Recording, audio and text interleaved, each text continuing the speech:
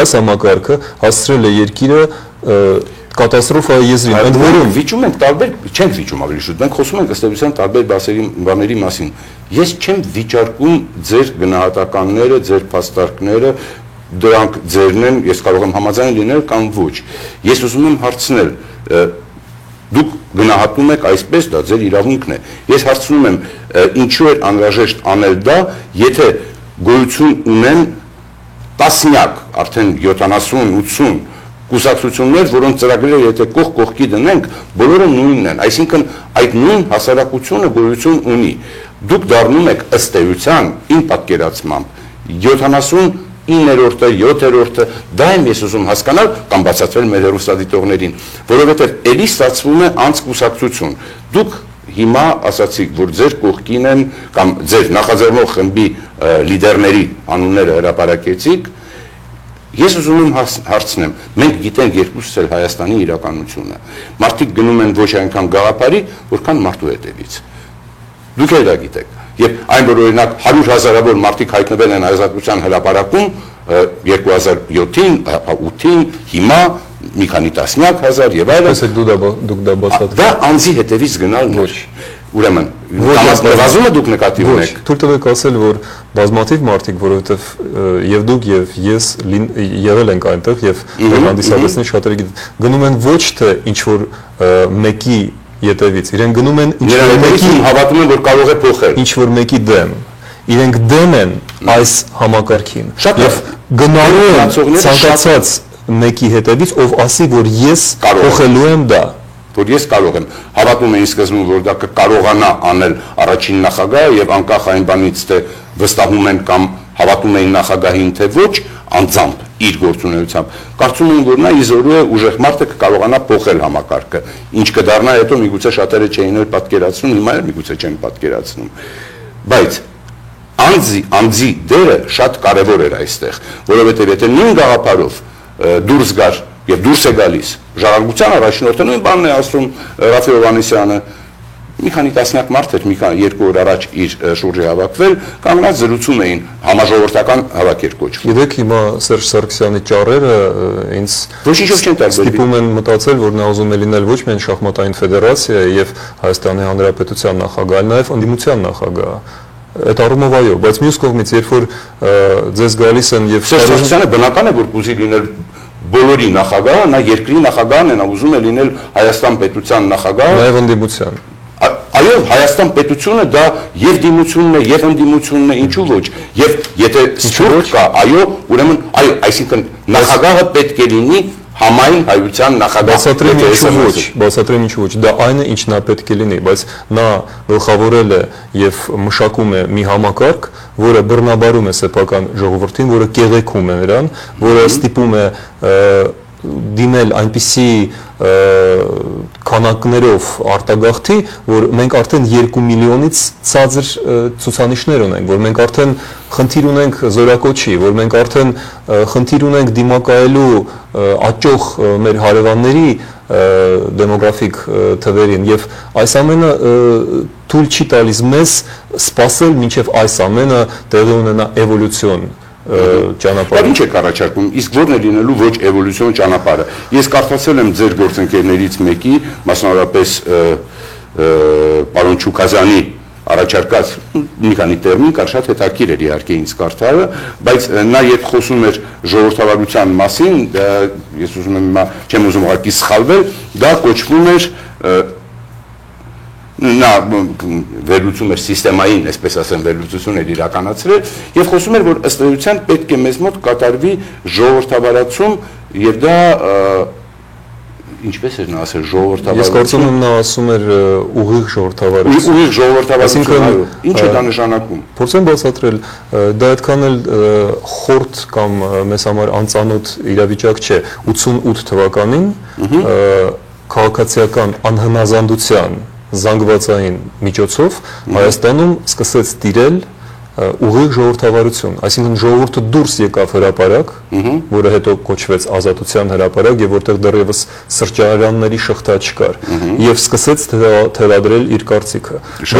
Վերջերս մեր անմիջական ժողովրդավարություն, այո, ես բառը ուզում եմ անմիջական ժողովրդավարություն։ Վերջերս աշխարհի աչքի առաջ նույն ոճով սկսեցին գործել արաբական երկրները, մեկը մյուսի հետևից։ Արաբական երկրներում մի քիչ այլ է իրավիճակը։ Այնուամենայնիվ իրենք բռնապետներին տապալում էին ոչ բռնի ուժով, ոչ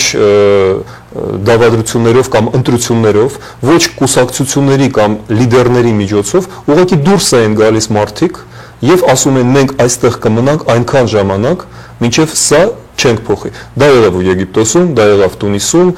կարելի է վիճել ինչին հասավ դա եւ ինչին հասան նրանք, բայց մենք 88 թվականին արել ենք դա ինքնուրույն եւ հասանք նրան։ Կարելի է վիճել թե ինչին հասանք մենք։ Այո, բայց այնուամենայնիվ առաջի տարիներին, երբ որ այդ անմիջական ժողովրդավարությունը չփոխարինվեց մի քանի մարդկանց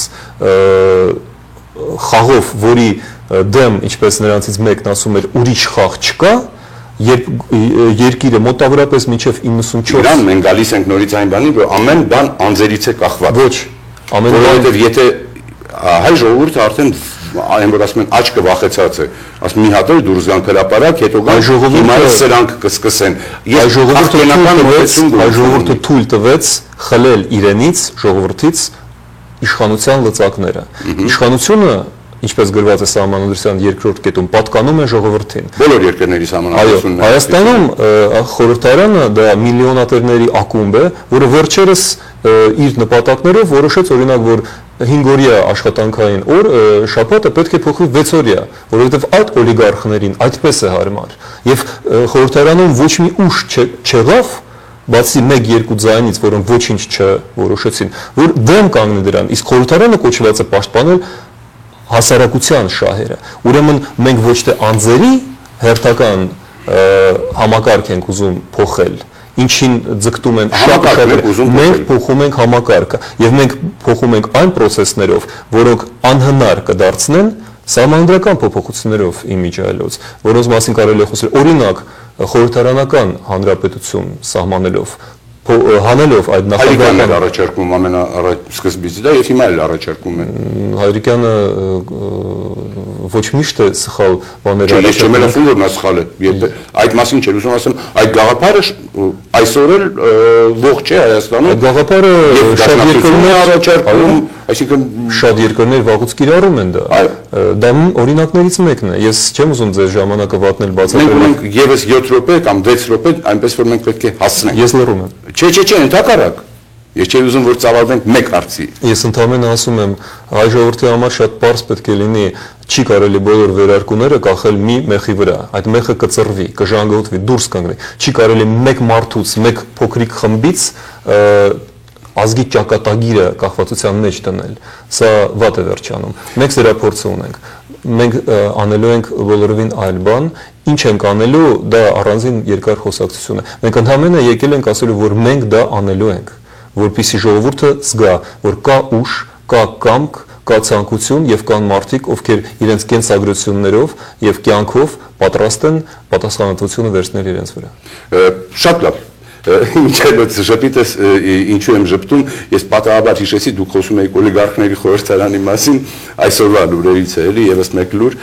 շատ հետաքրքիր գաղափար է, մեր օլիգարխ պատգամավորներից մեկը պնդում է թե 22 միլիոնի բարեգործություն է արել, բայց նրա եկամուտները ավելի քիչ են եղել, քան 22 միլիոն, այսինքն անգամ խելք չի ունեցել, որ ցույց տա որ գոնե այսքան եկամուտ եմ ունեցել թող 30 կամ 23 եւ 22-ը բարեգործություն եմ արել։ Ավելի քիչ եկամուտ է ցույց տվել, քան բարեգործություն է արել։ Նրանք դասագիրք են գրում ինչպես զարմանալի է ուղղակի փչացնել երկիրը, ինչպես։ Չէ, դա ուղղակի խելքի, այսինքն դա խելքի չգիտեմ, Լեբեդը ժամանակին ասում էր, որ հիմարությունը դա ոչ թե խելքի բացակայություն է, այլ դա խելքի տեսակ է։ Տվյալ դեպքում դա խելքի ինչ որ տեսակ է։ Այդ մարդը չի հասկանում ինչ է ասում։ Ինչևէ, ես հասկացա ձեր սկզբունքները, ձեր գաղափարները, այնուամենայնիվ ուզում եմ այսօրվա իրադարձությունների ձեր գնահատականը լսել։ Այսօր առաջարկվում է երկխոսություն, պատվիրակություններ են կազմվում, ավելի շուտ սխալ ասեցի, մի կողմը կազմել է պատվիրակություն, մյուսը ասում է, ես որևէ պատվիրակություն կազմելու մտադրություն չունեմ եւ չեմ էլ ունեցել, երրորդը ասում, առաջինը ասում է, չէ, գիտեք ինչ, դուք պետք է կազմեք կամ պատասխանեք, մի խոսքով, ինչ որ անհասկանալի եւ ինչ որ թատերական իմ հասկացությամբ զարգացումներ են, դուք ինչպես եք գնահատում, ինչի կբերի այս ինչի կհանգեցնեն այս զարգացումները, Հայ ազգային կոնգրես, իշխանություն, հանրահավաքներ, իշխանափոխություն եւ այլն։ Մեր խորին համոզմամբ խոշոր եւ գերխոշոր բուրժուաների, կեղեքողների մի խմբակ, որի ներկայացուցիչներն են եւ մեկ ճամբարում եւ մյուսում լուրջ մտահոգվում են, որ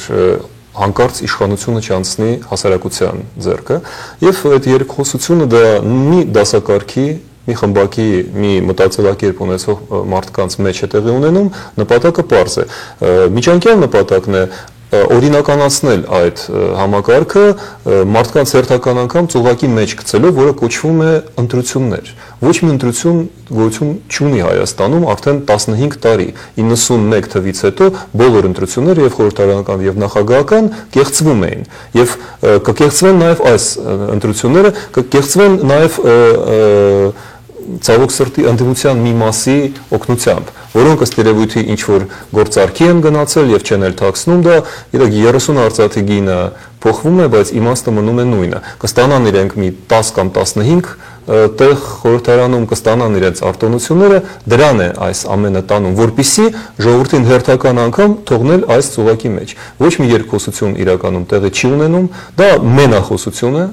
Երկխոսությունը կարող է տեղի ունենալ ժողովրդի եւ իշխանության մեջ։ Ժողովուրդը լռում է, դեռևս լռում է, բայց ժողովուրդը երկար չի լռի։ Եվ չլինենք մենք, կգան ուրիշները, ուղղակի մենք այդ ժամանակը չունենք, որովհետև մենք մեր երկիրը երեխաներին չպետք է թողնենք ավելի վատ վիճակում, քան մենք մեր սերունդը այն ընդունել է։ Ես այդպես եմ վերաբերվում։ Այսպես կոչված գործարք երկխոսությունը միտված է օրինականացնել հերթական կեղծ ընտրությունները։ Ոչ մի ընտրություններ Հայաստանում չեն փրկի իրավիճակը։ Ինչպես տեսանք ոչ 88-ին մեզ մոտ, ոչ անցյալ տարի, այս տարի արաբական երկրներում ընտրություններով չէր փոխվում համակարգը։ Ընտրությունները տվյալ դեպքում անհնար է մինչև չլինի իշխանափոխություն։ Ոչ թե ընտրություններով պետք է հասնել իշխանափոխությանը, այլ իշխանափոխության միջոցով պետք է հասնել այն վիճակի, որում հնարավոր կլինի անցկացնել անկախ, ազատ, ժողովրդավարական ազնիվ ընտրություններ։ Մենք ձգտում ենք դրան։ Ես ընդամենը կփորձեմ լրացնել ձեր այս միտքը, խնդիրը ոմանք կարող են պատկերացնել, թե դա խնդիրը ընտրական օրենսգիրքն է, ընտրություն կեղծելը, ոչ, խնդիրն այն է, որ ընտրության առարկա լինի։ Ուրեմն դուք առաջարկում եք, եթե մի կողմը առաջարկում է ընտրիր սրան կամ սրան, դուք առաջարկում եք մի փոքր փոխել բուն համակարգը։ Ես դա հասկանում եմ, Տիգրան, ափսոս, որ մեր ժամանակը սպառվում, մենք իսկապես ընտրություն չունենք մինչև հիմա։ Ոչ թե կեղծելու խնդիրներ էլ ընտրություն չէին տրվել։ Ես ցավում եմ, որ մեր ժամանակը սպառվել է, անչափ շնորհակալ եմ այս զրույցի համար, հուսով եմ մեր հեռուստադիտողներին էլ բավարարեցին կամ հետաքրքրեցին ձեր հնչեցրած գաղափարները, մաղթում եմ ձեզ ամենայն բարիք եւ ամենակարևորը մաղթում եմ բարիք մեր հայրենիքին։ Մնաք բարով, հարգելի հեռուստադիտողներ, հիշեցնեմ, որ դուք դիտում եք Հերթափոխ հաղորդաշարը։